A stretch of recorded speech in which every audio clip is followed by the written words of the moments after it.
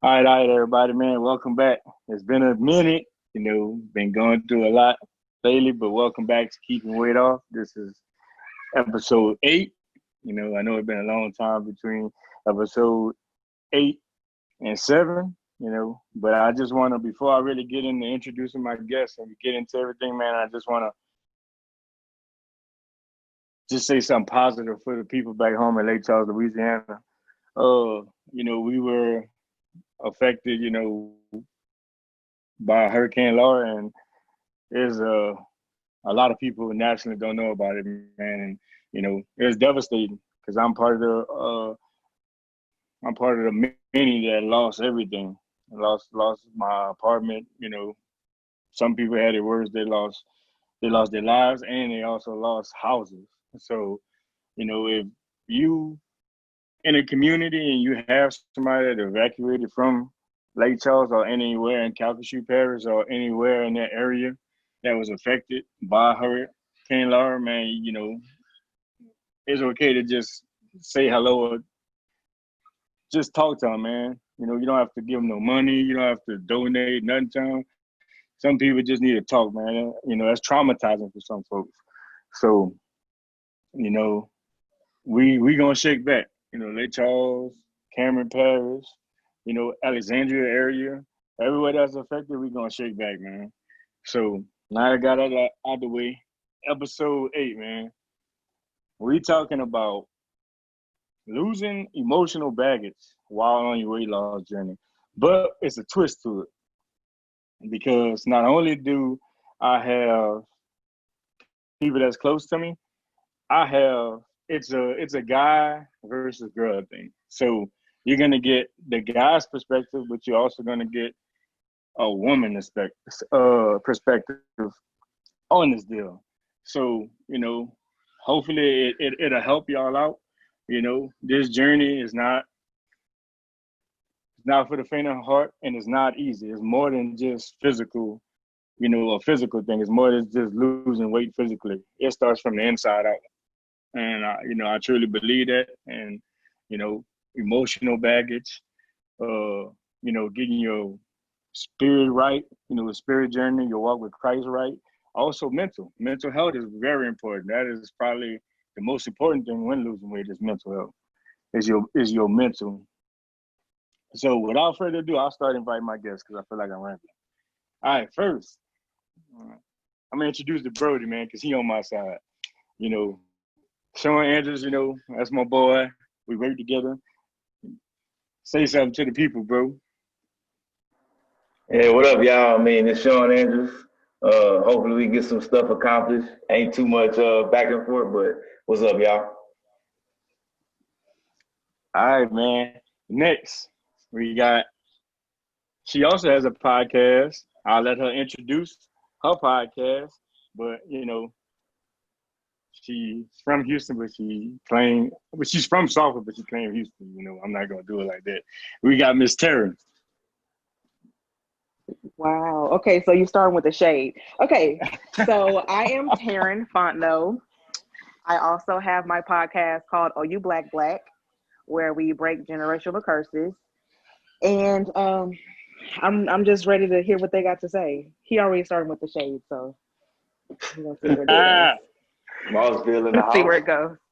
Mossville. Mossville. Okay, Mossville. Shout out to Coach. Shout out to Coach Holman, Coach Lee. Yeah. Shout out Mossville's finest. All right, next. Okay. Grew up with her, from Lafayette, Trey 7, Northside High Vikings, shout out to the Vikings. Miss Miss Andrea Stewart. Hey, how y'all doing? I'm just jumping in to give my little 2 cents and make it a little more funner for y'all, okay? Okay.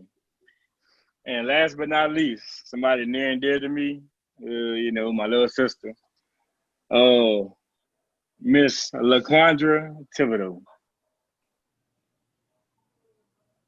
Hi, everyone. We're here to give you the real perspective from women. And It's I guess about to the be guys can give interesting. y'all what's left. Mm-hmm. About to be All right. interested already. It's really about to be interesting. All right, so Absolutely. now that we gave our little introduction, our spiel, the first thing I want to ask y'all,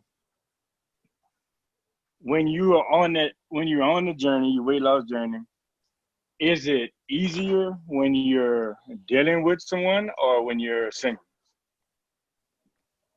I don't think it's easier either way because it's really on you, whether it's just you or if you're with someone, it's still you putting in the work. Okay, but what if you're with someone it can go either way though. What if you're with someone who's dragging you down or you with someone who's inspiring you? I mean, I feel like I go don't ahead, know, Drea. T.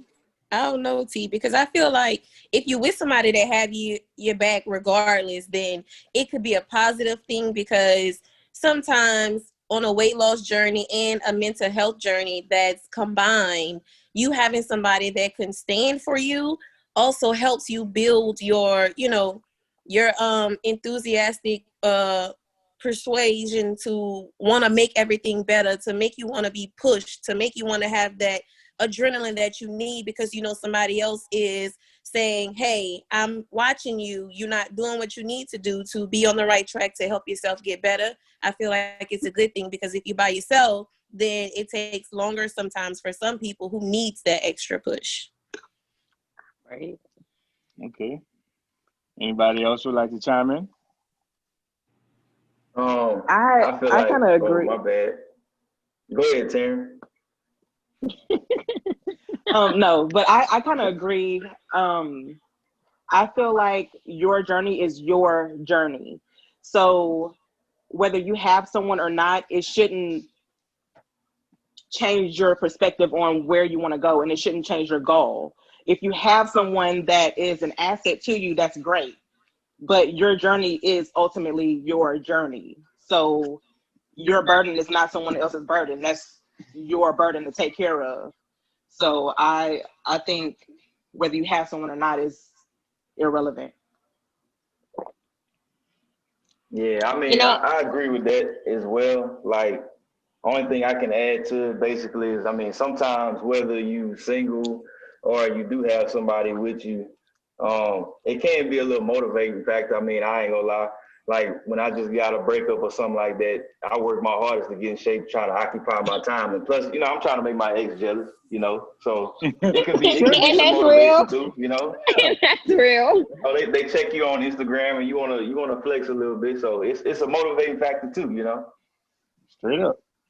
I think sometimes we get caught up on the journey, and that's just, I don't know if it's a societal thing. Like, we sometimes always feel like we have to have a hype man, or we feel like we have to have people behind us. But at the end of the day, it's always going to be you on your journey, support system or not. It's still going to be you at the end of the day. I agree. I agree. So I'm gonna give y'all a scenario that I went through, and then y'all elaborate if you can chime in if you went through something similar, or what would you do in that situation? So on my weight loss journey, I struggled the most, and Sean can contest to this. I'm transparent with it because I'm doing this and I'm letting people know that losing weight naturally is hard as fuck. Like it's not easy.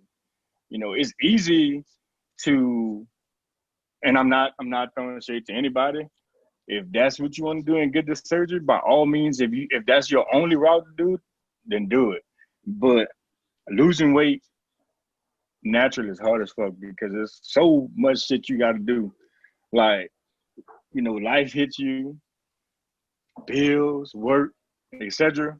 But for some odd reason, is in that relationship shit. Whenever you go through a breakup or something, that shit hits the hardest. Like that for me. I gained what, maybe like 30, 40 pounds after I broke up, like after my breakup. Yeah. And it was like, it got to the point to where I lost control of myself and I didn't notice it until somebody sent me a video at a tailgate. And, people put that on social media and it was just like, all right, see, it's time to it's time to focus on it. And then I had people motivate me. My circle is strong as fuck. Including Bro, Lakeem, Sterl, O, Kels, B. All those guys motivate me. Even people back home in Lafayette, like those guys motivate me. But it was Rock who took the time to bring me in the gym. And he told me something important. He was like, bro, you cannot help anybody else until you help yourself. And helping yourself is taking care of your health right now. Because I was to the point to where the doctor was just like, yeah, you gotta, I can't even help you because I thought about doing the surgery. I can't even help you with the surgery right now. You're gonna have to lose naturally first. So that breakup was hard on me.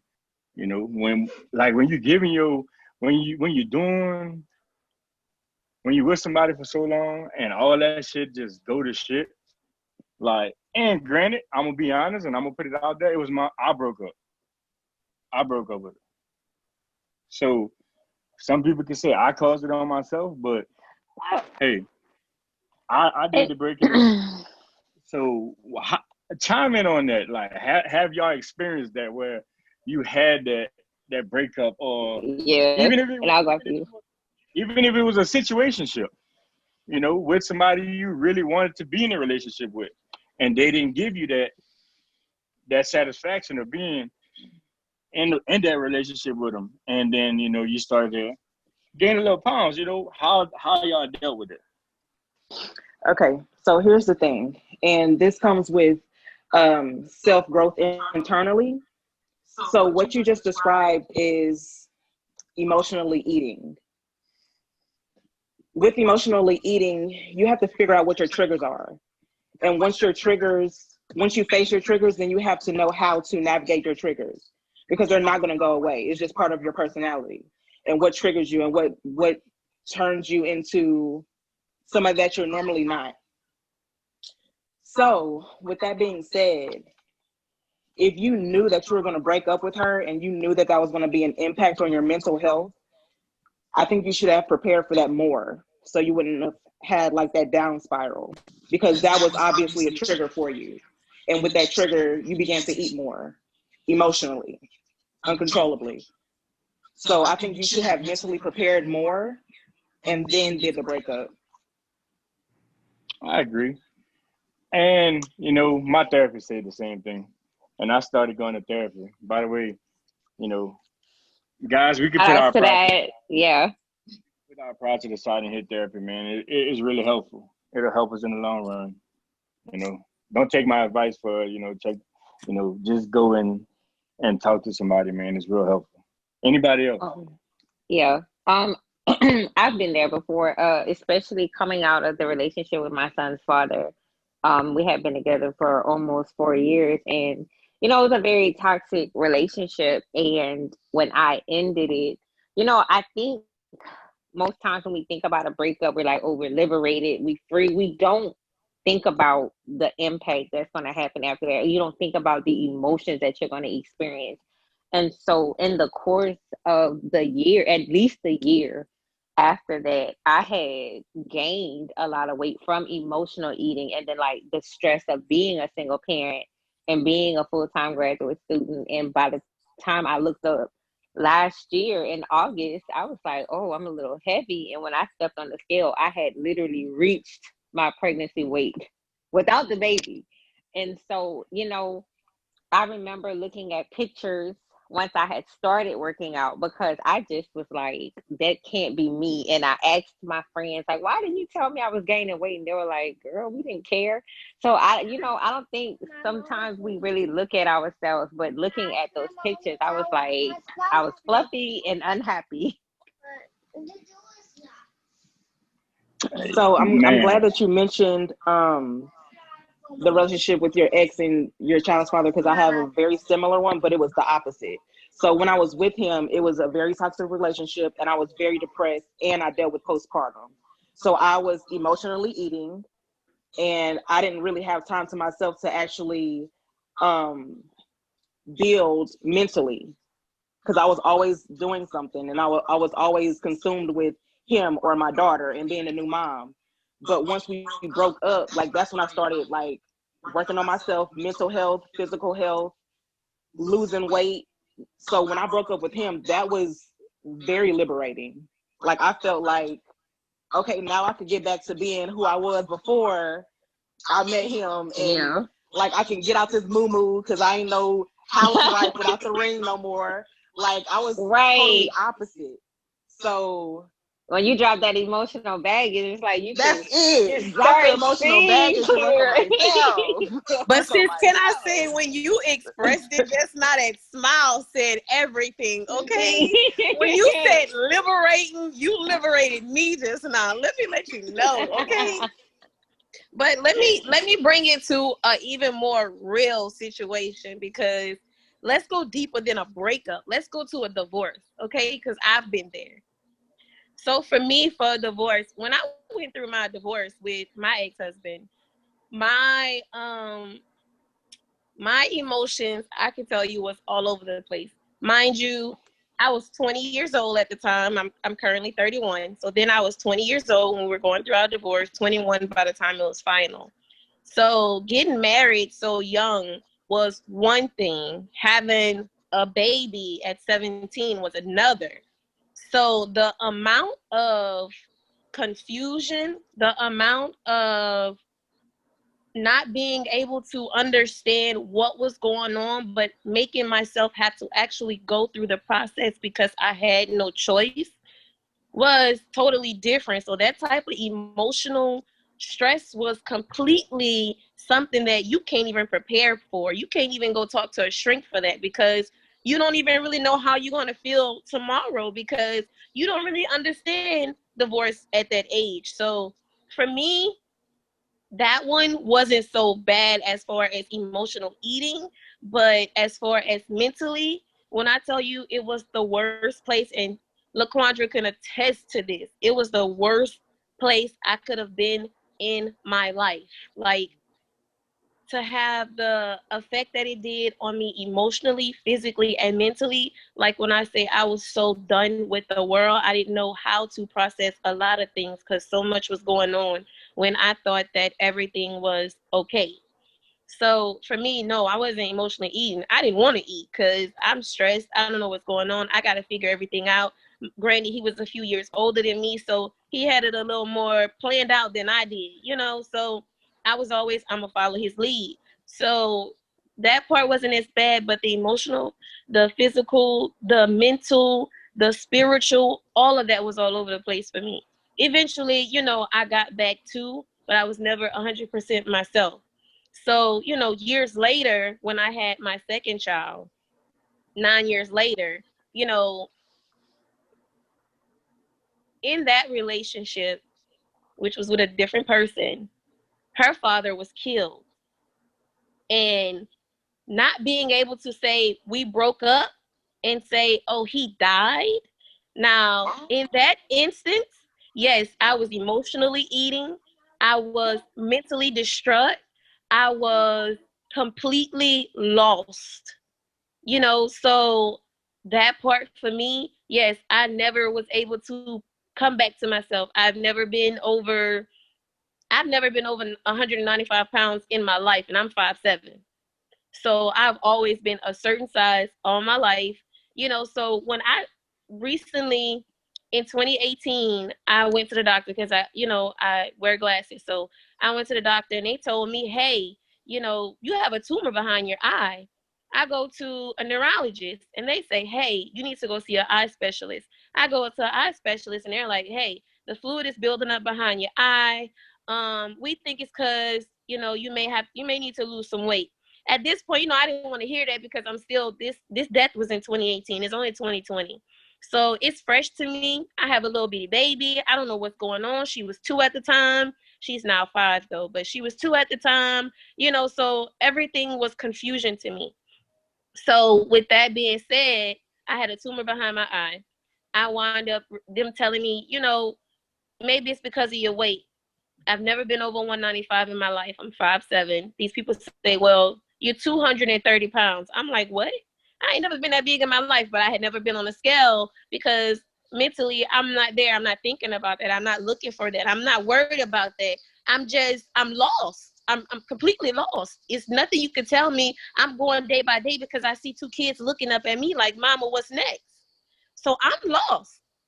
But eventually, after they start telling me the conditions and what can happen and the possibilities of if it grows, something can happen to your brain. If it grows, you can lose, this side of your brain. This won't work. You can lose your vision.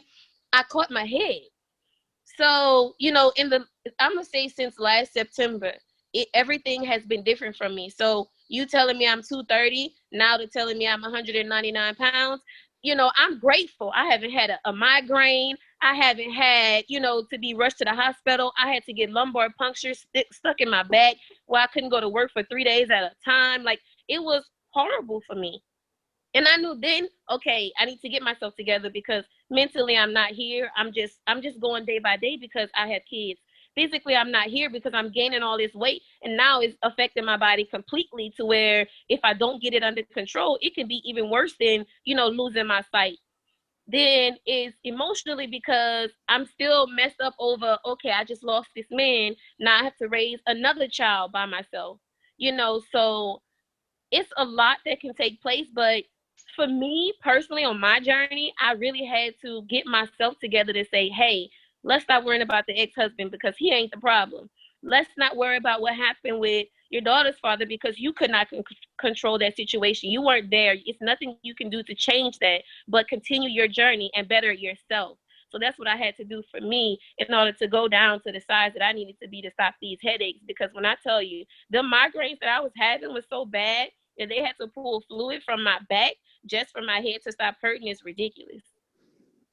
Damn. And for me, it was a situation where, I'm so used to having someone that being by myself, I was like, I can't do it. I'm just not, I can't do it. But then when I look at those 2 babies, I'm like, I gotta do it. So it was a journey I had to go on. I had to get myself right with Christ. I had to pray more. I had to do more for myself in order to get myself better.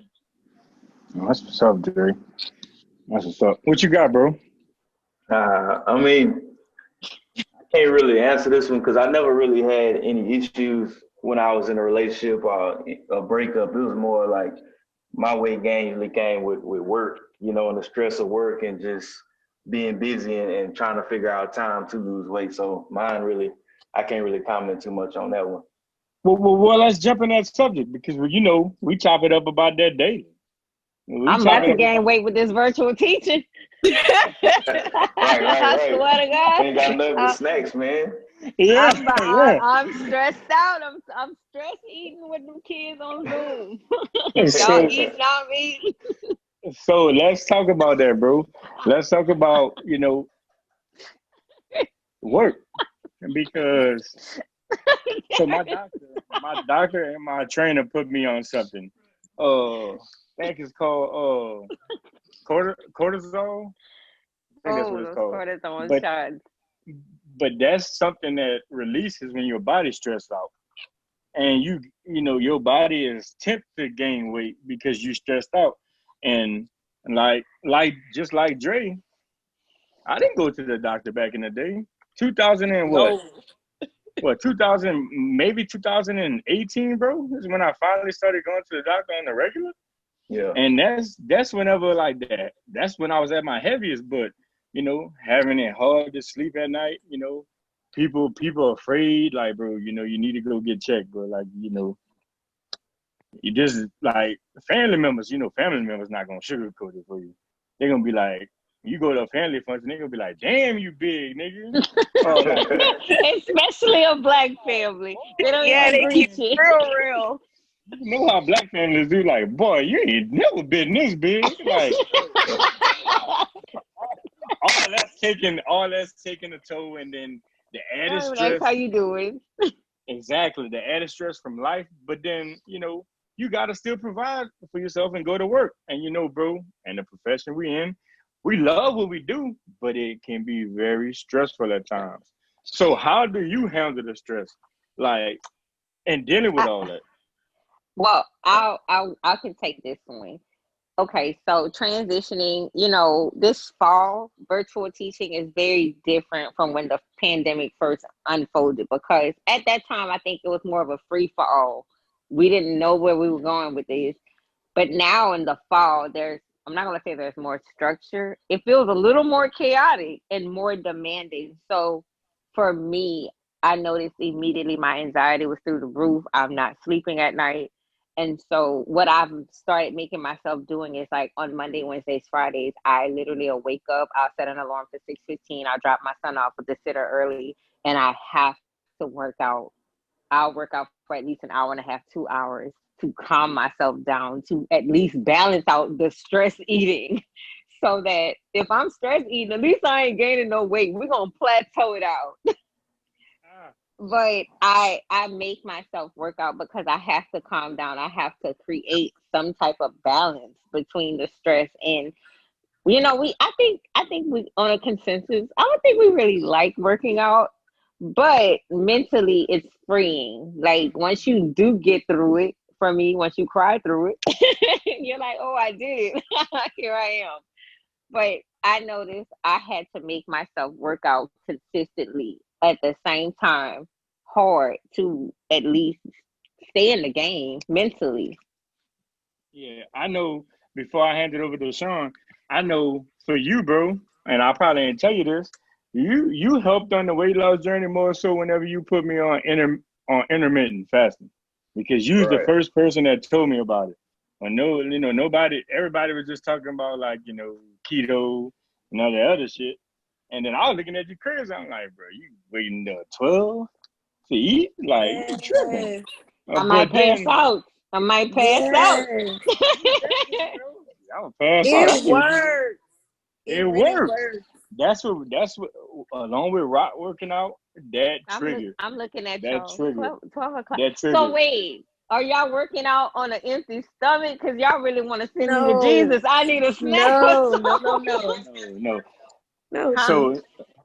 So bro, elaborate on, on that topic. Yeah, man. Like at the time when I put you on it, I was doing intermittent fasting, and my hours was 2 to 10, because by the time we finish up with work and everything, you get home around like 7 o'clock. So if you're doing that 12 to 8, I mean, you only leaving yourself an hour, so that didn't really work for me. So I kind of pushed my hours back, and I mean, I wasn't really a breakfast person at the time, even though that's supposed to be the most important meal. But nah, man, just with work, the struggle with it is, especially being a coach. You got early mornings. Most time, well, all the time, I wake up around 5:45. You know what I'm saying? And at that time, I had morning duty, so I had to be to school for like 7 o'clock. So, you know, being there all day and then waiting on kids to get rides home. By the time you finish up, man, you looking at about 6 something at night. And a lot of times you just want to decompress, because being a teacher a lot of times is stressful. And it don't even really have to do with your own stress. It's more of carrying on the stress of the kids and everything that's going around, because the kids go through a lot of stuff. So most of the times you playing counselor, trying to see what's going on in their home life. And I mean, you can't help but be empathetic a lot of times with what they got going on, and you carry that stuff. So a lot of times when you go home, you just want to decompress, relax. If you by yourself like myself, I just sit there, take my shower, watch some TV shows, and next thing you know, it's like 10 o'clock. It's time to go to bed and get started over. So my struggle sometimes is learning how to find time to work out enough. Um, a lot of times I prefer to play basketball. I go jogging, but with COVID out there, it's kind of hard to play basketball. So that was one way I used to drop weight quick. So without that, man, I ain't gonna lie, that's probably like the heaviest I've ever been in my life, you know. But I'm starting to get back in the routine of doing other things and all that stuff. And it gets tough with work, man, but you got to learn how to find that balance. But the main thing is, it's all about what you comfortable with. If you comfortable with yourself, then you fine. But if you're not comfortable, you just got to make time and fix it yourself. You know what I'm saying? So it's all about what you feel. You can't let anybody tell you one thing about you. You're not losing enough weight, or you look fine. If you want more, then get more. But it's all about what you comfortable with. Because at the end of the day, Exactly. you the one got to wake up and you the one got to go to sleep with yourself at night. So don't ever try to do something for anybody else. Just do it for yourself. And you segmented into a whole different issue because that's a difficult task, especially today where everything looks different from body. I know, especially for us as women, body shapes, like that's the biggest thing for us Child. now. Listen, Right. like I found myself like having to unfollow certain accounts on Instagram because it was driving me nuts. Working out, trying to get a figure that your body isn't built to have. Right. And because you keep seeing it, you like, wait a minute, I've been working out, and why is my shape not folding like that? Because they bought it, baby. That's why. Right. So You didn't buy let's jump to that. Let's jump to that. Let's jump into that. So Please, let's do. Yes, Jump in. let's do Let's that. jump into that. Because all right, bro. We choosing the subject from strictly weight loss, but we talking about body shapes and body figures. So, Yeah. bro, we had this conversation, bro, and they was on my ass. They asked me the question, why do men like the fake bodies or the fake, what they put out there in the media? Out there in the media. And here's my thing. This is what a lot be of my careful friends. what you say because we waiting to fire you up. Oh, y'all so fire me up.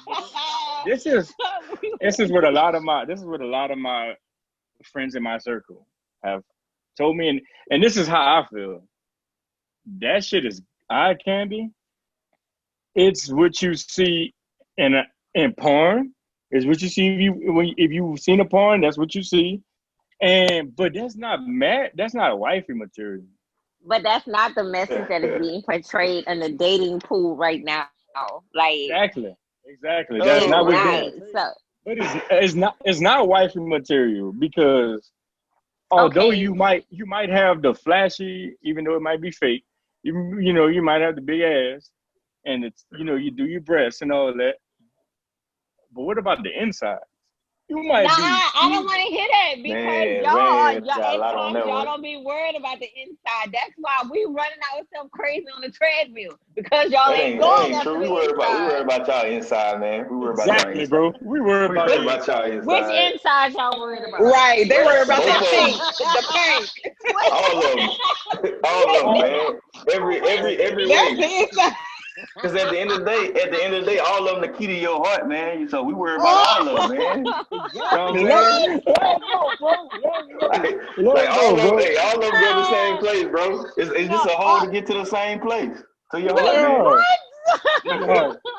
Your heart, man. We don't want to hear that. We worried about the inside. Which one? Right. Nigga? Which one? Right, man. We can't be talking about man. the same inside. We can't be. But I mean, I guess I could speak on it, as a person that dated women that's natural and also that messed around with women that got some enhancements. Like, I mean, I'm more into the woman with natural, but I mean, enhancements. Hey, like I said earlier, if that's what you got to do to make yourself feel good, then hey, I ain't gonna tell you differently. I mean, at the end of the day, it's just something physical. It's not a real emotional change for me. Oh, you got fake titties. But I mean, nah, man, we worried about what y'all got going on with yourself. Like, I know any woman that I dated, I never told them, hey man, you need to go work out or anything like that. Question how they look. Because I mean, if I'm dating you, then I like you for who you are. You know what I'm saying? It ain't just the physical thing. Like, granted, your physical might get you in the door, but if I decide to be serious with you, then obviously I like you emotionally, personality-wise, and we vibe on a different level if I'm going to keep rolling with you. I mean, it's just natural, man. When you're in love, you get that love weight. Like, unless you dating a woman that just is a workout freak and go all the time, like, nah, man, everybody gain a little bit of weight. So it ain't no big deal, I'm not trying to do that, though. I'm trying to continue. No, y'all ain't gaining weight no more. Y'all losing your hairline. That's what's happening. Exactly, T. Hold on. Meanwhile, our edge is gonna stay on point. Meanwhile, our edges man, is I'm all good here. We keep it G. For now. So, bro, okay. We gonna check between 6 months. Might be losing. You meet the natural woman. So you meet the natural woman. First, I'm gonna ask you. You meet the natural woman, and we had this conversation earlier. I'm gonna put it on. I'm gonna put how. Explain how long does it take? Wait, How how long long does does it take? how long does it take before I like you, physically? Like you say, it's not all about the physical, but Mhm. until okay, she got everything I need. How long does it take? Oh Please boy. elaborate. Please Yes, elaborate. yes. Let's go Here back we to I the mean, topic. we're gonna need I more mean, wine. nah, We're with me, gonna need man, more it's just wine. it's not really like something concrete. Like you kind of just We go all with got the whatever it same is, look. man. Like I done had some women that I talked to and we clicked immediately, and then I had a woman, you know what I'm saying, it might have took a little longer, and it's not because we vibed and all that at a certain level, it's just because the age that I was a little bit more mature, so I was looking for different things. So it's not really something you can put a timetable on, man. It's just all about emotionally where you at, and like what are you looking for and what you trying to build on. Like if you I don't want to say no too profane first words. If you just trying to like have a little fun, you know what I'm saying? And hey, do what you do. You're not really looking for time with that. You just trying to have fun and be in a space. But if you're trying to build on something and get that solid foundation, then I mean that take time, man. Like it's just like talking about a house, bro. A house not built overnight. If it is, that motherfucker's gonna blow over. You know what I'm saying? You gotta have that strong foundation, so it's solid. Ladies, 3 to 6 months, ladies. 3 to 6, Three three to to 6 months. 6 months. Why? All right. So answer this for me. Like, what's the big deal with 3 to 6 months? If you get insurance in 90 days, you're gonna know exactly, or at least have an idea of what it is you want with me. By 6 months, half of a year. Now look, we should have some leeway on okay. Look, Shorty is serious. I'm serious about her. Hey, to me, after 1 year, oh, look, bro, where is this car going? Do I need to exit? Let me out. I'ma walk. But like, there is a window Three because, to six. granted, at 3 to 6 months, I feel like this is the window where you are deciding, like, man, I'm serious about her. After a That's a, year, I it's, don't want to hear no mystery. Like, well, I'm still figuring it out. So what No, about y'all? no, What about no. y'all? What about y'all? Believe Y'all it or let me not, saying tell you no. something. what No, about y'all? What about we y'all? be no, listen. knowing. We be What knowing. about, We do know We because know. I'm gonna say this: if I meet a dude, and especially me, because I was raised with boys, I was the baby girl of 4 boys, and let me tell you something: when I meet a dude, if I feel like I can't see myself with him, or I feel like I can't even bring you around my kids, instantly I know this because after 2 weeks of talking to you, I'm like, he just a smash and pass type of dude, because you not come gonna on, be man. around because I ain't feeling it. Like, Damn. I'm being honest though, and I'm a very honest person. I'm gonna tell him, I'm gonna be like, look, Pop, this not for me. Like, I Pop, can't you do gotta it with go. you. Like, you got to go. Like, we wasting our time But because I know I'm not interested. But Miss yeah, I That Terry, you mean put that's mother it. what we Pop. were saying. That's what I was saying. Basically, like, you know what I'm saying, if it's that kind of vibe, then it ain't nothing serious anyway. You know what I'm saying? It's just hey man, look, I was interested and now I see what kind of person you are. Like this just a friendship. This just a Once fuck. You know again, what I'm saying? we know that in 3 to 6 months. Like we know that. Like Exactly. It don't take you 3 to 6 months or a year later to be smashing me and taking me around your family and everything else to say, yeah, we kicking it. We ain't kicking it after a year, Pop. We doing more than that. you got to go. Well, That's it. I ain't went for a year, so What Woman, I'm that's a saying is, problem. as He never even women. made it past 60 days, 6 months probably. Wait, I'm sorry. Run oh, that I back. made it You. past 6 months. But you didn't Yeah, make it to a did. year I though. made it past 6 months. Wait, you just said you never made it past a year. No, Yes. I've never. I'm saying I've never like made a woman wait for a year. That's what I'm Oh, saying. I'm about to say, come to the front of I the wouldn't, congregation. I wouldn't Come do a to the Nah, year. front. man, I ain't never made a woman wait a year. Come on, man. I did Like, like, I feel like this. I ain't that much ain't shit. Come on, man. yeah. But this the thing though, if we dating or whatever, and we go on our first date, second date, third date, okay, it's a fourth date. Oh, we You together. like We are something about together. me, okay? Fourth date come through. Let's see the fourth date happen in the first 12 weeks. All right, cool. We kicking it. We decide, you know what? We might not even be in a relationship in the first 6 months, but I'm like, okay, I'm chilling with you. You chilling with me. You know, this is what it is. We might be smashing at the time. We done made look, okay, we smashing each other, nobody else, but whatever you got going on. A year of this going on constantly, like, Pop, you enjoying this way too much not to say, okay, this is the plan for us now. It's a year later. This is what I want. This is what I see in the next year or so. Like, say something. Don't just be with me and in me, and you can't be for me. You know, that's that all depend on the woman though, like and a man. Like, honestly, if the man in a situation, it all depend on what you willing to tolerate and put up with. So if you gonna sit there and you might say, all right, I'm putting in 3 to 6 months.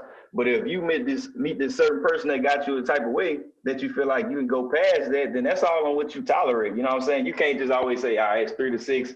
If you don't know about it, you don't know. You don't know what that person going through. But at the same time, this is another. You got to also decide, like, hey, man, am I going to stick around or am I not? And either way, they can't fault you, because if you want something and they not willing to give it to you, you just got to move forward. You know what I'm saying? And they can't be mad at you for that. You know? And you know whose side that mostly happens on? Us women have to leave y'all alone, because here we are. I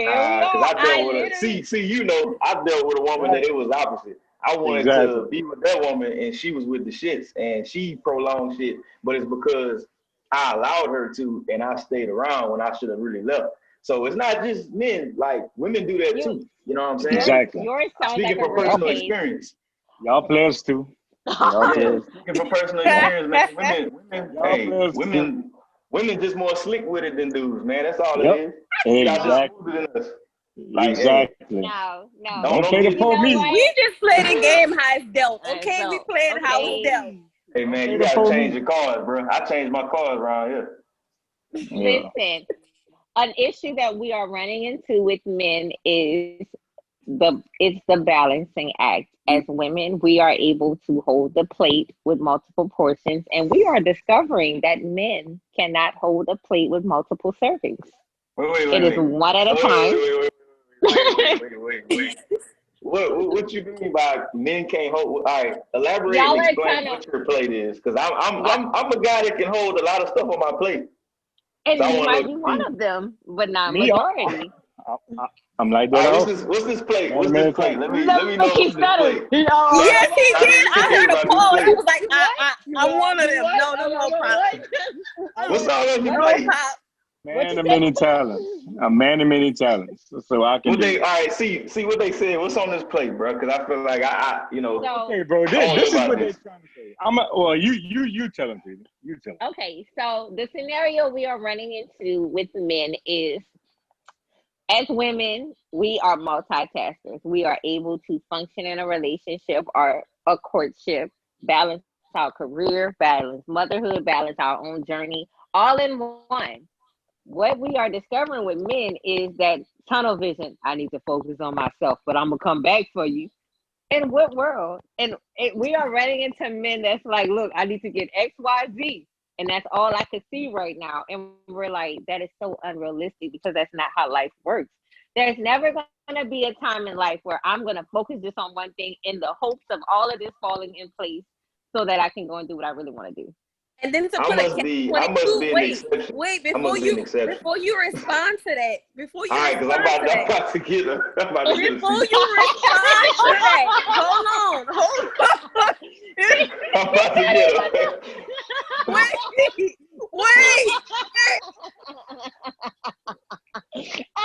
Before you respond to that, let me say this. Let me clarify it a little bit better, okay?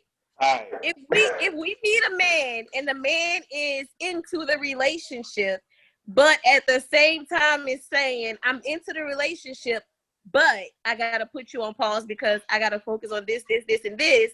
Yet, although they're saying all of that, and when a man gets into a relationship with another woman, they're like, okay, well, you weren't there for me when I was struggling, or you weren't there for me when I was going through this and that. Nigga, how you want me to be there for you when you just said you was putting me on pause? Not to be on freeze. All That's right, what well, she you said. know, Yeah. to get to the first point, man. Like I said, I must be an exception because like I mean, C can co-sign me if y'all don't believe me, but I mean, going through one of the Please roughest co-sign. relationships, yeah, going through one of the roughest relationships I've ever been through, like, you know, through the past 2 years, I mean, I won a state championship and successful middle school coach, all that stuff. And I mean, it never affected my work life. So I can juggle two things. So that's why I'm like, that ain't, I must be accepted on that one. I'm not getting that You one. might be you, I don't take yourself off know mute. because Okay, I gotta come off mute. Hey, yeah, Sean, y'all, what I've been waiting exactly on are you, you talking? man. What exactly are you talking about? Because you made this girl wait 8 months before you said, okay, we can actually be together. So what Hey, exactly are you talking talking about you, about? Pop. First of all, Yes, I'm gonna hold go back on. on mute. So yeah, go back on mute, bro. Because I'm about to get on your top too for a second. But I did not make a woman wait 8 months for me. We already discussed that on your pod, but just to bring everybody up on this pod, I mean, I said on your pod that she did not have to wait. If she wanted to go elsewhere, she could. She chose to. It's like I said, it's what you tolerate. And at Your the same mouth is time, saying that. Your mouth is saying that, but that's not what you Okay. wanted. can I get my point across? Can I get my point across? expound for us, That's how it please. is. So see, hey, let's see. That's what we talking about. Somebody We can't trying, explain something if listen, y'all gonna sit here and interrupt me. King. I We listen to trying to y'all. understand, King. You can't We understand. trying to Hey, understand. look. Hey, God gave you 2 ears and one mouth for a reason. Listen with I'm gonna your go on ears mute. and I'm going on listen mute. to understand and not listen to respond. Because right now y'all are listening to respond, so y'all can't understand what I'm saying. You feel me? You didn't All say right, thank you. So anyway, like I said, man, I didn't make a woman wait 8 months. She chose to, and also it wasn't a timetable where, all right, I'm gonna ask her in 8 months. Me and C talked about it privately, like I've been waiting for the right time. You know what I'm saying? To ask, and it just seemed like it never came up. And I told her after, you know, we got together, I said, man, I always talking about I wait on the right time. And eventually I said, it's not going to be a right time. I just got to do it. I'm one of them people like, if I'm going to jump into something, I'm going to make sure 110% I'm not going to fail. So I felt like, all right, let me see. Let's see how it work out and build on it. Once I seen she was a woman that I could see myself building the future with, I was like, all right, well, let me make sure I ask in the right way. And when I did finally ask, you know, C, no, she was like, I still want to take a little bit of time. So I was like, wait a minute, like we've been talking for 8 months, and you know, you want to take more time. So yeah, I mean, that kind of threw me for a loop because I was like, I figured we was on the same page. And after we talked a little bit and figured out it was a misunderstanding, you know, we did end up getting together because I told her, hey, this is the last time I'm asking you. You know, if you don't say yeah this time, like, hey, I ain't asking your ass no more. But I mean, all that waiting, making somebody wait, like I said earlier, you don't make anybody wait. You can't make anybody do anything. They have to choose to do something. You know what I'm saying? Like, it just is what it is. The only time you can make somebody do something, you got a gun to their head, you shoot them. And last time I checked, I never held a gun to a woman's head and told her, hey, wait for me until I tell you to move around. Nah, you choose to do what you tolerate with, man. It is what it is. Can I just say this?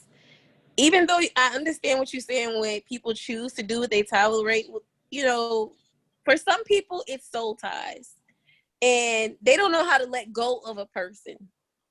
So I won't say we do what we tolerate with. Sometimes we can't walk away because even though we try our hardest, we're stuck because we told ourselves over and over so many times, this is where we have to be. This is where we need to be. This is where I'm comfortable. So it's not always easy to just walk away from somebody. So I just want to say that. Not only that, it's we want to be with them. You know what I'm saying? Like, So I if you think a want lot. to be with me, what's the problem? Okay, because here's where it really comes in for us as a woman. We are faced with two different choices, and as of recent, I faced that choice. Like, okay, you cannot balance everything, and I'm getting the short end of the stick. No matter how much I want to be with you, I'm left with two options.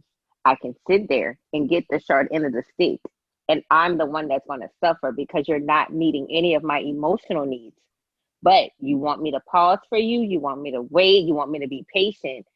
And that's still a risk because I could be patient and I can still not end up with you. Or I could tuck my feelings, take the L and leave now because you are failing to balance this out. So it's not even a matter of, you know, I don't want to be or we don't want to be with the person. At some point, you got to look up and realize somebody's not meeting your emotional needs. And one thing I notice about myself as a woman, and I notice that we tend to do that as women, is we start to accommodate y'all. We start to shrink. He can't do this. He can't balance me. Well, I'm not going to be as demanding. I'm going to let him slide with it. Okay, well, he can't give me all of this. Well, I'm going to take it in the hopes of when he gets XYZ together, we're going to be together. And I feel like for so long, we take these risks and we keep losing. And now going forward, and as we realize and learn to really love ourselves, we have to make those critical decisions of I could be on pause, but realize you could lose, or I could really understand myself and my needs and what I really deserve, because somebody is out there that is going to meet your needs and know how to balance their life, career, their issues, and you. And you're not going to find that if you're still on pause for that guy who can't hold the plate. Well, like I was saying, man, that's all about what you can tolerate. And a lot of times I say, man, it's about being selfish, and people look at that as a negative word, but it's really not. Like sometimes you have to be selfish to get yourself to where you need to be physically, mentally, emotionally, and professionally. And if you feel like you're not with that person and you can't grow the way that you need to, then you need to move around. You know what I'm saying? And it's just what it is. Like you can have soul ties with somebody and still be connected to them, but if it's not good for you, then, and I'm not saying it's easy, but you have to figure out how to move forward without them, because at the end of the day, you have to take care of yourself. You know what I'm saying? Like if you're not happy with yourself because of the situation you're in, then get out of it, you know? And it's not something that you get over in a day or a week or a month or even a year. Sometimes there's no timetable on it. It's all about when you heal and when you feel like you either ready to move around or you just tired, you know? But the thing I would say is you have to be a strong person in yourself and understand that you can be fine alone to move forward. You know, like I was telling Taryn, you know, on her part, like the reason why it takes me a while sometimes because I'm so comfortable being alone and taking care of myself that it's not that I was afraid to get into a relationship. It's learning how to accommodate someone else and bring them into my life. You know what I'm saying? Because I can be perfectly fine on my own. You know what I'm saying? But this person chose to want to be with me, and I also chose to want to be in her life. You know what I'm saying? So if we come together and we both fine with being alone, now we can grow together. But if we don't make it, we still fine as both two individuals on our own. You know, and that's the thing you got to always do whenever you're looking for a relationship is you got to make sure that you're ready and you can be happy by yourself. You know what I'm saying? Like you can never make somebody else happy. If you sitting there getting a relationship to make somebody else happy, I hope they make you happy, then you're never gonna succeed, man. Because you're trying to live up to their standard and you just can't. You should always live up to your standard. You know what I'm saying? So that's the only thing I can say on that. Let me say this, and y'all correct me if I'm wrong. Comment on how y'all feel. But to me, in certain situations, especially in Black women, I feel like staying in a relationship, not because you can tolerate it, can also be a generational bondage, because I feel like saying it to say, I'm going to be in this relationship with this dude because he has all these certain types of qualifications. But growing up, I saw my mom accept this because she knew that, you know, she wasn't going to find what she needed in another man, so she stayed with my daddy type of situation. So certain women, it's not that they stay because they can tolerate it. They stay because that's what they saw and that's what they learned growing up. That's definitely a big thing. Definitely. So I just want to see how y'all feel about that. But for me, I've seen situations where I see girls, you know, that aren't as strong as me stay in situations with guys for 15, 16 years, no marriage, no commitment, you know, to say I'm locked in with you 15 years later, 2 kids later, I'm just going to cheat on you and do what I want to do. But she can't walk away because her mom dealt with the same thing. So she learned, okay, just deal with it and get over it and stick in. Girl, you literally said a whole mouthful, because I think as we enter our 30s, we start to see things for what they really are. And that's something I shared with you the other night when we were on the phone last night. You know, I watched my parents. My parents have been married for 43 years. And it took me up until my 30s to realize that their marriage isn't the goal for me. And I think we often get stuck in that struggle of, like, I know we're gonna have to go through things and I'm just gonna ride it out. That shit is struggle. And no, we gotta get to the point where I don't wanna have to go with you cheating on me or whatever for us to get to the glory years. And it's a generational thing, and we are conditioned as women to love men through whatever.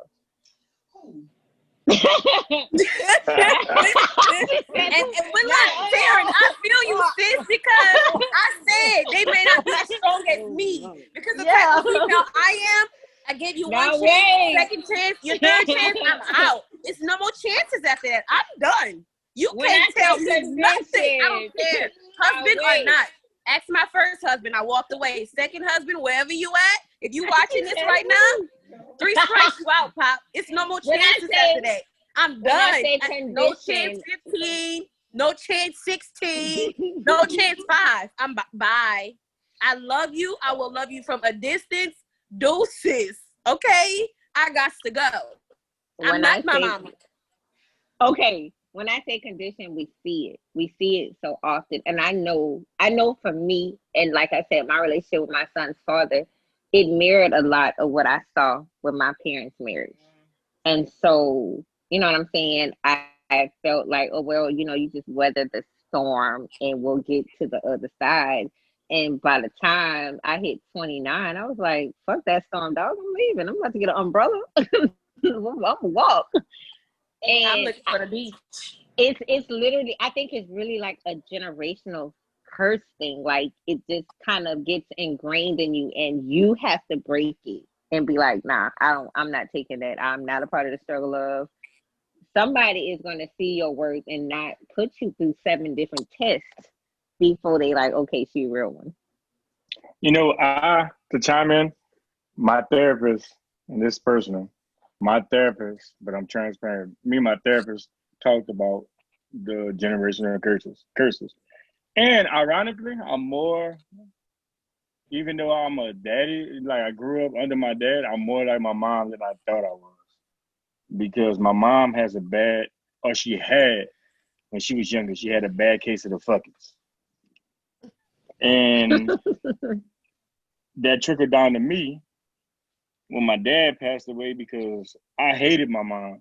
I blamed my dad's death on her because you decided to get a divorce and break up this family. And then my dad had to go through everything he went through. We went through everything we went through because of you. You was being selfish. I felt like she made a selfish decision. She wasn't thinking about her kids, but we had a conversation and she told me, she was like, the reason I did what I did because I felt smothered. He didn't give me enough personal space. Like it was always, where you at? What you doing? Or why you not here? Why you not there? So she felt smothered and she did what she had to do. So I think I took that to heart, and now it has, just like bro mentioned earlier. Sometimes you be fine by yourself, and I think I've been like that for the past 2 years because there's been multiple women that's tried to date me, but it's just like I'm fine by myself because the fuck is kicking. It's just like, nah, fuck it. I don't see this working. Fuck it. I don't even give it a shot. Like the first time they'll mess up. But I'm working on grace. I'm working on grace. This is what my therapist told me. He's like, bro, you gotta have grace. You can't just have the fuck it's like that. That's you're not gonna get to the ultimate goal of marrying somebody if you just continue to have that fuck it mentality. So you gotta show people grace. So that's what I'm working on, and I feel like that has been a burden that I'm working on, and is slowly but surely getting broken. I have So a the question generational though. curses are something that weighs heavy on us, also emotional and weight. You know, that also deals with a weight thing also.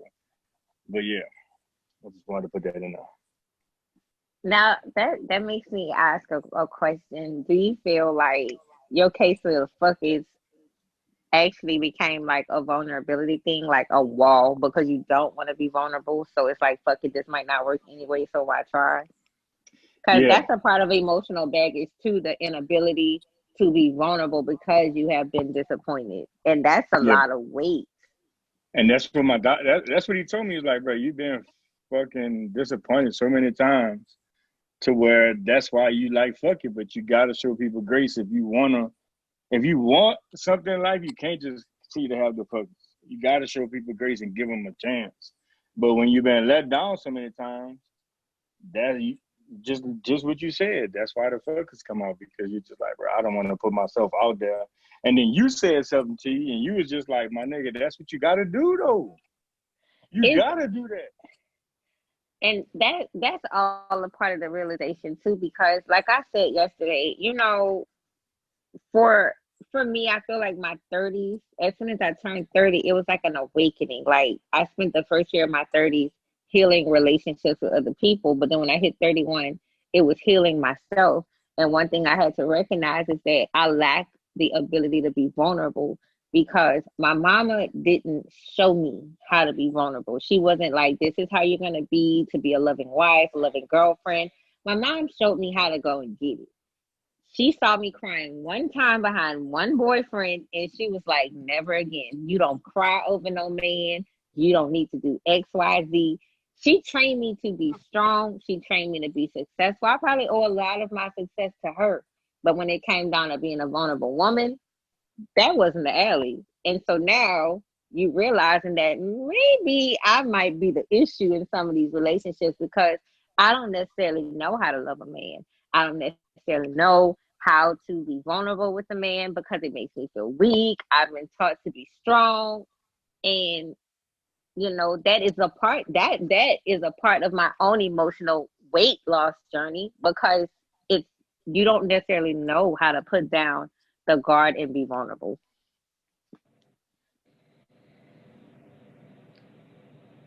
So I got Anyone a else? question. I got a question, man. It's kind of off topic, but it's kind of similar too.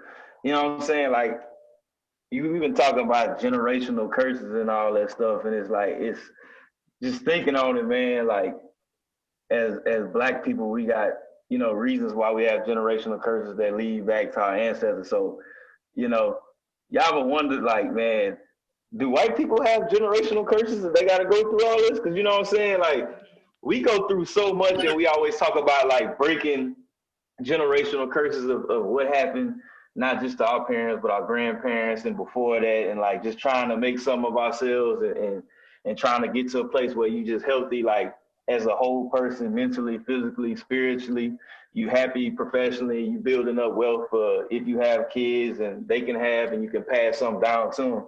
You know what I'm saying? So it kind of make you wonder sometimes, like they didn't have the same struggles as us. So do they have those things? I Because a lot think of times it's like a disconnect whenever we talk about like social things or racial things with them. They just don't understand stuff when we talk about stuff like that. So I wonder if y'all what y'all think about that, man? About our For I about our think me, that male brethren. for I think me, that I racist feel perspective is generational curses for sure. no, I feel like I feel like they have generational curses, but not the type that we have because we carry it differently than them. They learn their generational curses. They teach themselves how to break them, and then they teach their kids how not to do it. But us, instead of learning it, we try to control it and we continue to do it and not say, hey, this is what I went through because we feel like having therapy, like Dixie said, having therapy is not normal. So we don't know how to talk through our situations. Right, So they right. talk through it, they work through it, and they grow through it. But for us, we're not taught that because We're taught, get through it, you hard, do what Yeah. you gotta do, take care of your business. That's what we learn. So our generational curses are stuck with us because we're trying to continue to do what we have to do just to make it through the next day. They're not doing that. They're doing what they have to do to make it through the next generation for their grandkids and their great grandkids and what they're gonna do for them. That's how they live. We live daily. They live for years beyond them. I love you. Okay, so I think, and I'm about to be very raw, but I think as a people, we are just lazy. Yes. The journey to unlearn and then relearn takes way too much energy. So it's easier to be content with what we were taught or what we see or what we know That is trauma. wrong. That trauma and what we pass on to our kids and what we were passed on is way more simple than to actually put in the work, do research, unlearn what we were taught by the people that oppressed us, and then actually apply it to a new life and to a new generation. That takes a lot of work. It And does. it's way easier to say, okay, well, fuck it. I'll just work this $7 an hour job and I'll just be on Section 8, or I'll just do the bare minimum and not, because I'm content with that. I'm scared of growth, and growth takes too much energy. So Definitely. And let me healing. just post. Healing Mhm. hurts. Yeah. But also, y'all, I really feel like, and I don't want to sound ignorant in saying this, sometimes I really don't feel like white people have really experienced the trauma that we have felt. And if they had, like Dre said, they've used the tools to get the help. You know what I'm saying? But for a big part of me just feels like we're so divisive as a nation is because y'all haven't really experienced that level of trauma. Like, I don't really know a lot of white families that have been in survival mode, but us as a people, we've been in survival mode, and that's a part of our trauma because, it's going to sound ass backwards, but the moment that we're not in survival mode, that's stressful because you're used to being stressed. And then the minute you're not stressed, you're losing your mind because you feel like something's wrong. And I don't think they've ever really experienced that level of trauma passed down from generation to generation. However, I do think that a lot of their racist perspective is a part of their own generational curses because people literally don't know how to unlearn that. And we're seeing that today. They don't know how to unlearn, how to not look at shit racist in a racist viewpoint. This is another issue, T, and I'm glad you said that because if you think about it, I'm sorry to anybody this offends, but white people learn to hate black people. Black people learn to hate black people. So the reason that we're so stuck and we're so overwhelmed with the generational bondages, we're overwhelmed with the things that we go through and not being able to succeed and soar into the things that we should and actually master our lives to make it better for our kids is because we learn not to only deal with the issues and just keep going forward, but to also not like each other. So even in families, like y'all notice, like everybody got that one auntie that always have an issue with something that they do, or that one cousin that's always talking down on them. In white families, when they divorce, I don't care how much John hate Amy. Guess what? John and Amy gonna have their kids at the same event, and everybody gonna be together. And Amy gonna be with Mike, and John gonna be with Ashley, and everybody's gonna be and there. Everybody's still going. Us, if we catch her up there, we about to beat her. That's how I go. So like, but I'm being honest. Like, it's so much that I, I'm to the point where I can't stand my baby daddy. I can't stand the ground this boy walk on. But guess what? If I see that girlfriend, thank you, ma'am, for doing whatever you're doing for my son whenever he is over there. Right. I ain't got no issue with you. With my daughter daddy before he passed away, every last one of his baby mamas, you could drop them kids off. He don't want to watch them. I got them. That's my nigga. They coming over here with me. Guess what? Every last one of my stepkids, I ain't never had an issue with those kids. Because you know why? At the same time, I'm not doing that. Because I don't want my kids to think it's okay to hate. I want them to learn. So I'm going to unlearn that before they even get it in their head and teach them it's okay to love the next person no matter what the issue was. Because The way that we hate each other and we don't realize it is what's causing us to be so weak of a people. And that's why the racist things that's happening nowadays is so easy to be done, because we too blinded to see that we can't unlearn the things that we have already went through because it's stuck in our head. Well, see, you said something that had me thinking, and the key word was forward. And it kind of make you really think, man, do we really understand how to move forward? Because we haven't moved forward. You know what I'm saying? Like, you really think about it as a people, we never unified on anything. And it's not just like the big issues, it's even the simple things. Like, we still arguing over color and you light skin, you dark skin, and stuff like that that's trivial to white people. Like, I asked some of my white coworkers before we got displaced with this hurricane, like, you know what I'm saying, do y'all even deal with that kind of stuff? They even know about that, you know what I'm saying? They ain't know about the paper bag test. They know about, like, none of the black issues that our people have dealt with and that we still deal with today, because we're talking about just, like, racism and systematic racism and how, like, things are in place, and they just couldn't understand, like, that kind of stuff. And it's like, man, we fight amongst ourselves so much that we cannot move towards something. So a lot of times that deals with settling when it comes to politics and all that stuff. Like, hey, man, you got two choices, bad or worse. You know what I'm saying? So it's kind of like, are we ever going to get to the place where we can move forward as a people and we finally, like, let go of bullshit and start to think about the big things, start talking about group economics and how we pool our money together so that we can be an impact on something like that. Black Wall Street. You know what I'm saying? But it's like, we have to figure it out. And before you can do that, man, you got to just get rid of the things that's in place in the system to get rid of that, whether it's, even this is a health podcast, for example, like just our neighborhoods where primarily our people are at, you see nothing but fast food places and gas stations. If you don't have healthy food in your body, you can't think right. If you got a lot of sugar, that's naturally you're gonna be hyper. So you look at a lot of black males in school, man, like a lot of times they getting diagnosed as ADHD. I mean, do you look at their food diet? A lot of times those kids aren't like that, but they get diagnosed that way and they get stuck in the system. All right, well, they special ed, now they not getting the proper tools to learn, because we got a lot of white, middle class women teaching black males or black women. And it just shows that we can't even break that bond. So how are we going to even educate ourselves and our kids so that the future can lead us? Because right now, if you look at our generation where we at right now, like, it's not too late for us to start trying to figure things out. And I feel like some of us are, but it's still not a unified collective. But really the generation after us is going to have to be the ones that lead things forward. You know what I'm saying?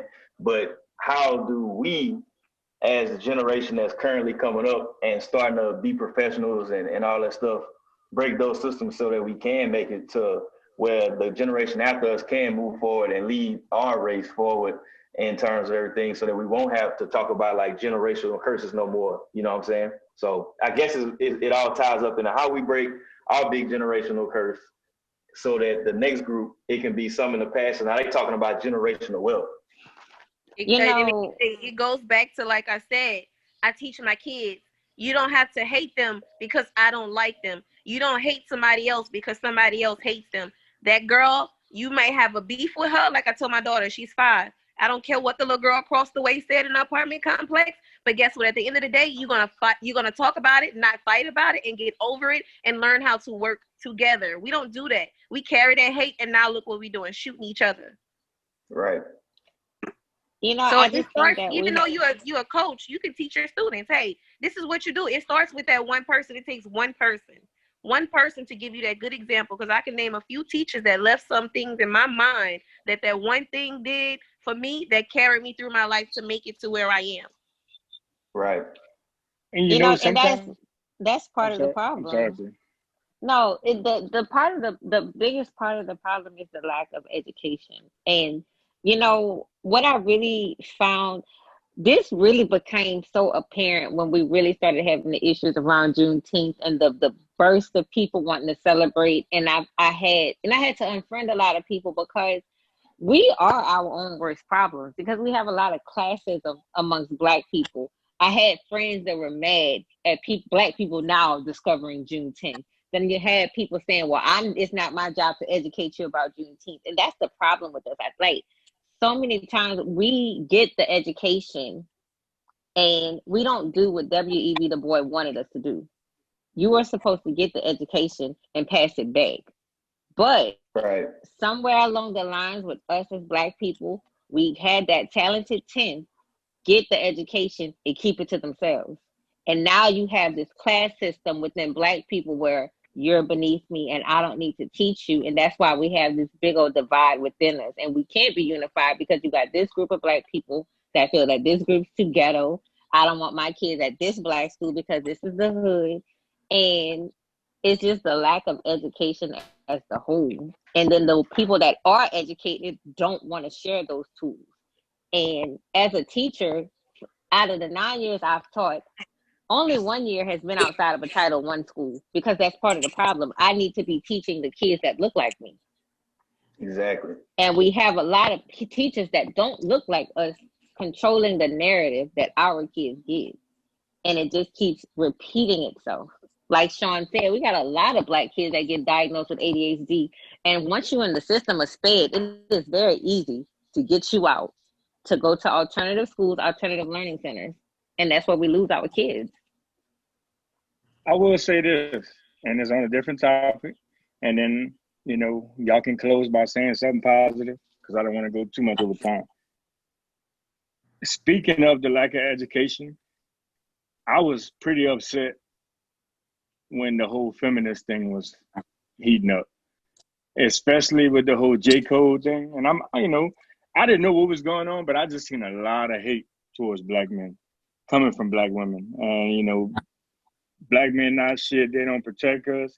So before I made a statement or anything, I need to educate myself. So I called T, called LaQuandra. And we had about an hour conversation and she told me some shit that I didn't know. As like, Black women with pregnancy and, other things of that nature. So we have to educate ourselves on that type of stuff. That is going to help us break the generational curses for our people. But it's the lack of education. And we have a lot of followers. A lot of people follow what's the wave, what's hot, what's going on. Oh, he doing this, so I'm gonna do it. He got married, so I'm gonna get married, knowing that I'm not ready to get married, and I'm gonna destroy that woman because I'm just doing it because my homeboy did it. So it's the small shit like that we gotta change. That's vital to the success for us to change as a people. That's what I feel, at least. I just know one thing, and I'm gonna say this: it's bigger than black and white. We got to start with black before we even worry about white. Because if we can't focus on us, then who's gonna focus on us? Because nobody else cares about us like we should care about us. And that starts with you saying that, Dre. That starts with building back up the Black family. Because y'all three single Black mamas, like, y'all go through a lot, like, especially after T explained a lot of things, like, bro, y'all go through a lot. Y'all gotta work. Y'all gotta worry, y'all gotta worry about y'all kids. Y'all gotta worry about having a roof over their head, cooking for them, washing clothes. Y'all gotta worry about doing Don't talk about if they get sick, because if they get sick, then I'm sick because I gotta take care of them. And when they done getting sick, mama's sick. And when mama gets sick, there's nobody to take care of mama, but mama gotta be and we still going to work because we still gotta go to work. We still gotta pay the bills. We still gotta feed those kids. And for us moms, like Taryn said, that feel like we gotta do better than being on Section 8 and everything else, because I can vouch for all of us. We're not on Section 8. So, and it's not to put any woman down to say, Section 8 is bad. Section 8 is not bad if you need it, but don't stay on it. That's the point. You can get food stamps if you need it, but don't stay on it, because this is the reason why they control us the way that they do, because we stay stuck on it.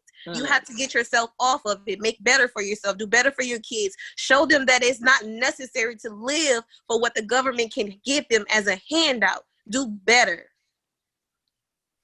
Well, we just gotta find that common ground, and like Titi told me, we have to sit down and have a talk amongst Black women and Black men on how to fix this shit to where we can stay together and rebuild be the Black together. family and be together. Healthily together. Mentally, physically, spiritually, emotionally.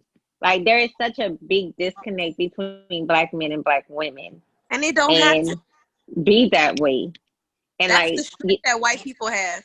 They know that they don't have to be against each other, because when they together, they're unified, they're stronger than being separate like we are, and we don't know how to break that, and that's real deep, and we got to get past that. Most definitely. So, man, I'm gonna end the show. Y'all all could just take a minute or two just to give something positive with anything that's going on in the world, man. Just speak some positivity, because the world, a lot of people are hurting right now. I know, like I spoke at the beginning with Calcasieu Parish, Lake Charles, Cameron Parish, Alexandria, even people in like Orange. Anybody that was affected by Hurricane Laura, man, is traumatizing, especially for us. You got people comparing hurricanes. Oh, Katrina was way worse. Well, guess what? Katrina was 15 years ago. I was this pain is present. I was living with my mama. I didn't have to worry about bills. Y'all was at football practice when Katrina was at football practice. No, all my shit is gone. I gotta live with other people until I figure this out. Like this shit, like all that comparison and then making fun of shit. Like that's another thing we gotta stop, man. As Black folks, we make fun of everything. Everything is a joke. Like we gotta. Because it was learned. They had to learn how to laugh to keep from crying. It was learned. I think what my closing thoughts is, I want people to really understand. I really want people to start walking in their purpose, because I find that there's a lot of selfishness in this world, and that's why we have a lot going on, because a lot of people are concerned with them. And I just want people to take the time to learn what real empathy is, and to actually understand kindness and helping someone without wanting something back, especially with our Gulf Coast suffering. Like, it's not going to take nothing off your back to actually help people that have lost everything.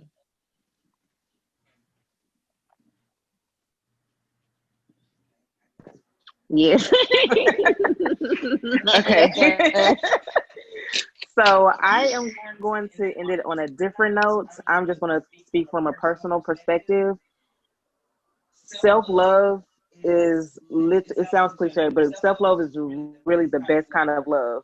Once you have love for self, you can show that empathy, or you can show other people love, and you don't have to worry about what people say about you, and you don't have to worry about, because you know who you are. Can't nobody tell you shit. So I'm not saying that the journey is very easy, because it definitely isn't, and it wasn't. Like I said before, you have to unlearn what people instilled in your head and then relearn who you really are. But once you get self-love mastered, like, you can do anything. True. That's my thing. That's beautiful. I'm going to just end it me saying this. One, do what's important for you. Worry about you, so that when you worry about others, you're not focused on other things. Pray first. Get your mental right, then your physical, so that your emotional can be all intact and it's aligned. Not to focus on, what race is doing what. Focus on what you're doing for that race. Focus on how you can make everything better and not worry about who's making it worse, because your impact on what you do for people can affect the next person, that makes them give that same love that you're giving, to make everyone else want to spread that same love, because it then becomes contagious. And when you're contagious in a good way, then it makes it better for everyone else and everyone else that comes behind you. All I can say is, man, Empathy, that's the main word that everybody been using. That's the main word that the more people need. Uh, like times like these right now, man, you really gotta try to understand how to walk in somebody else's shoes and feel how they feel, man, because it's not all about you. You know what I'm saying? Your experiences are not everybody's experiences. So you just gotta understand that, hey man, somebody might be going through something. So I said it earlier jokingly, but I was serious, man. You know, it's a reason why we were designed the way we are, and we have two ears and one mouth. You know what I'm saying? You have two ears, it's more important to use both of those things and listen. You know what I'm saying? Listen so you can see where somebody come from. Don't always listen to respond, but listen to understand, because a lot of people going through things, man. You're not the only one going through something. So it would be better if we would all learn to listen to each other and try to put ourselves in somebody else's shoes. You know, and as Black people, you know, we've had to put ourselves and wear different masks and put ourselves in other people's shoes in society. So, you know, if you somebody of the other color, hey man, just try to be more empathetic, because we going through a lot. You know, not saying that y'all not, but it's a lot of people that's not really trying to listen to what we trying to say right now, and that's why we got a disconnect with each other, and that's why we can't come together as a whole. You know, we got so much division right now. So more empathy, man. Everybody needs it. Most definitely. And I'm gonna end saying this. You know, I started this podcast to be transparent on my journey, and I done had like 4 people reached out and was like, you know, thank you for being transparent and not just showing us the end result. So, with that being said, to the people that reached out and to people that probably gonna listen, that's on this weight loss journey, or you just on a journey to better yourself in any facet of life. Hey, bro, you enough, bro. Like whatever God made you in his own image and likeness. You enough. Yeah, you gotta change some stuff. You gotta work on some stuff. You gotta tweak some things, but you enough. And with that being said, the things that you need to tweak, don't try to do it on your own power. Make sure you got God involved, and then everything else gonna flow naturally. So, you know, I'm gonna end it on that. You know, I appreciate y'all coming on. Until next time, we out.